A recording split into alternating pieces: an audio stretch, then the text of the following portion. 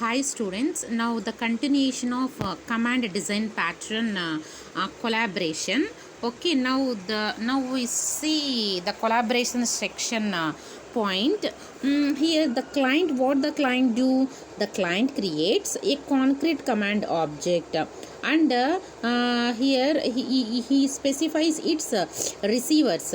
Likewise, an invoker object also stores the concrete command object.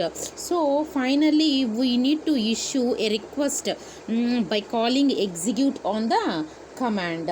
The invoker issues a request by calling execute on the command. So whenever the commands or undoable operations such do perform that, and concrete command stores a state for undoing the command prior to invoking execute operations. So finally the concrete command object invokes operations on its receiver to carry out the particular request.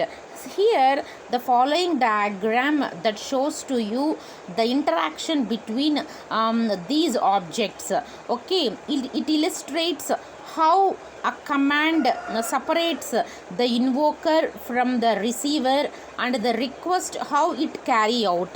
Here look at this object, a receiver, a client sends new command, a receiver, okay, and a client stores a command, some order, okay, an invoker to an invoker, and finally it executes that particular operation, and then finally it activates that particular operation. Okay, this diagram illustrates how the command design pattern decouple the invoker from the receiver. And let us see the consequences section. It describes the results of whatever we are applying underlying this a pattern. Okay, the command design pattern has the following consequences here. If we have four consequences, the first point here, command decouples the object. It decouples the object that invokes the operation from the one that knows how to perform it. In the sense, the object that invokes the operation from the one that knows how to perform that particular operation. The second key consequence is commands or first class objects. Commands or first class objects, they can be handled or they can be manipulated, and we need to suppose it to do extended like any other object and extended like any other object. Just you can assemble the commands, into a composite command. For example, a macro command class described earlier. Okay, macro command class described earlier at motivation section.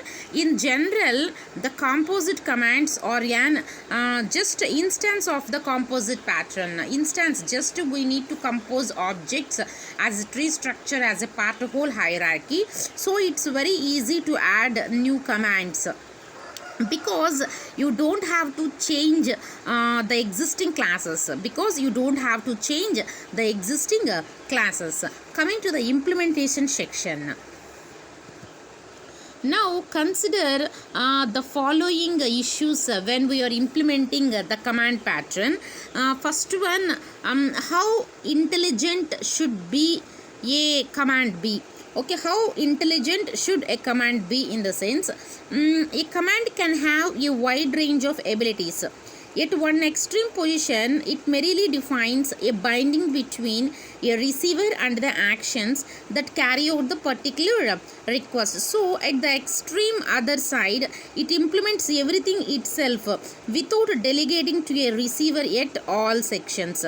So, the latter extreme is very useful when you want to define the commands that are independent of existing classes, and when no appropriate receiver exists, or when a command knows it, the receiver implicitly For example, a command that creates another application window just maybe as capable of creating the window at any other object. Somewhere in between these extremes are those commands that have enough knowledge to find their receiver dynamically at runtime.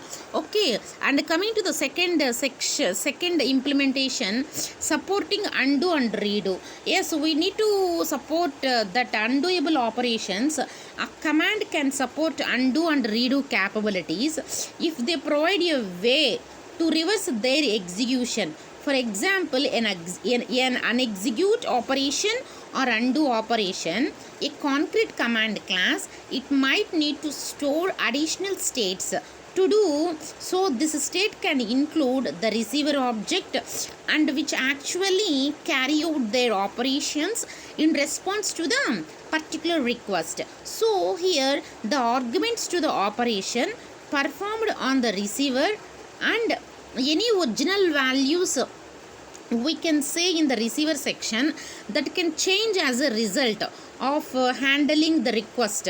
So the receiver must provide those operations that let the command return the receiver to its prior state.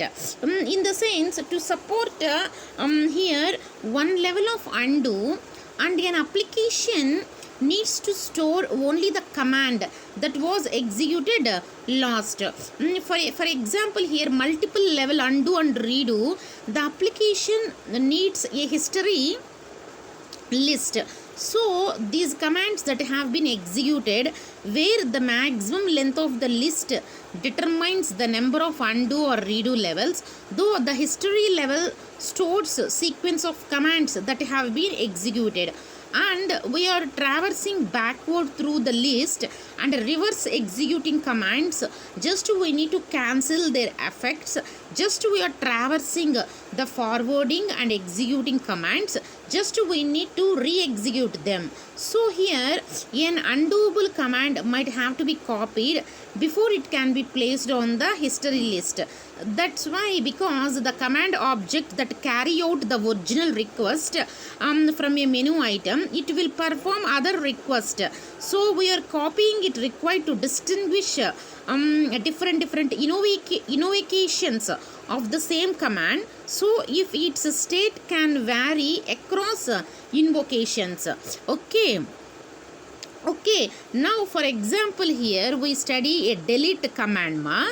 For example, a delete command that deletes selected objects must store different set of objects.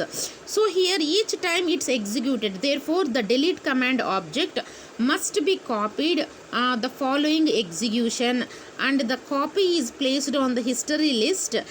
Just the command state never changes on the execution. Then just we are copying is not required.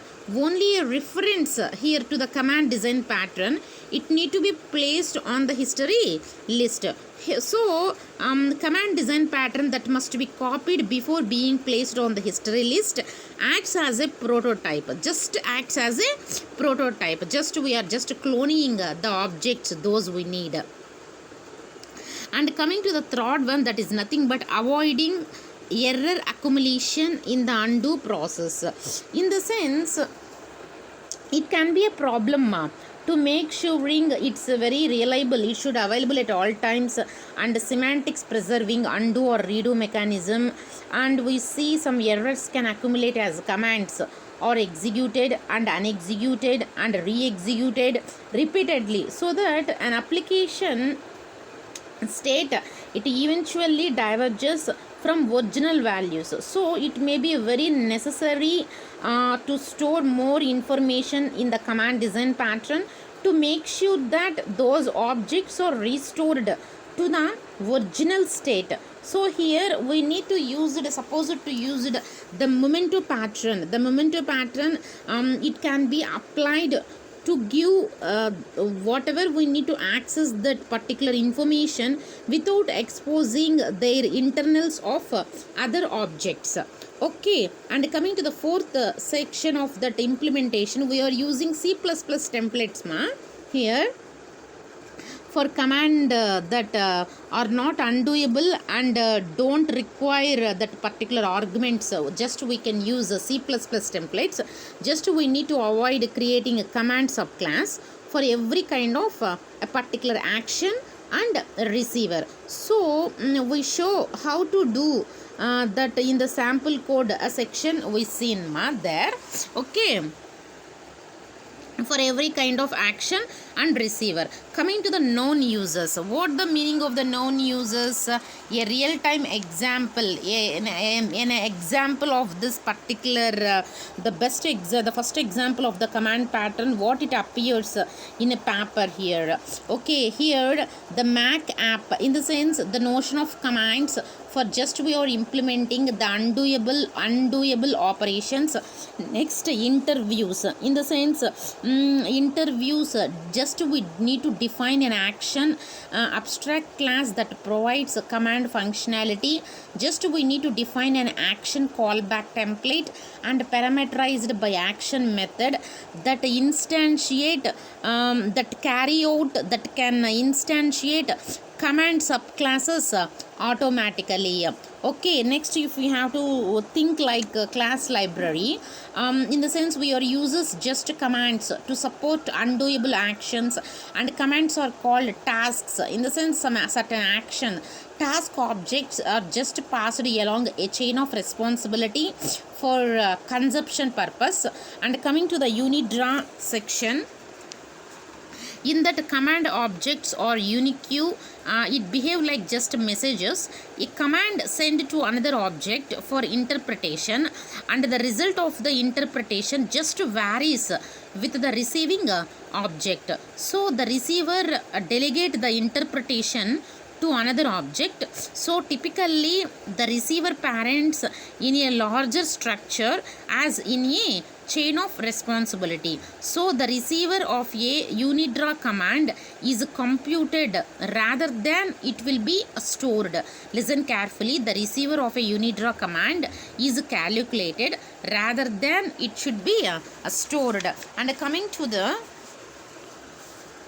and finally, it interpretation a mechanism, a process, it depends on runtime, especially it depends on runtime type information. So last one, Coplier, how it describes how to implement that function, how to implement that functions, objects that are functions in C++, how he can achieve a degree of transparency and their use by overloading the function call operators, how the command pattern is different. It focuses on how to maintaining a binding between a receiver and a function, just not maintaining a function. Okay.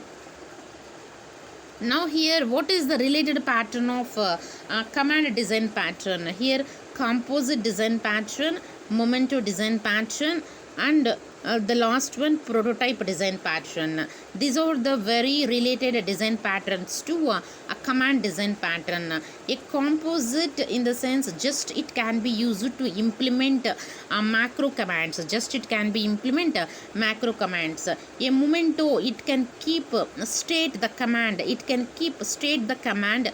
Just it requires to undo its effect. And the command design pattern that just must be copied before being placed.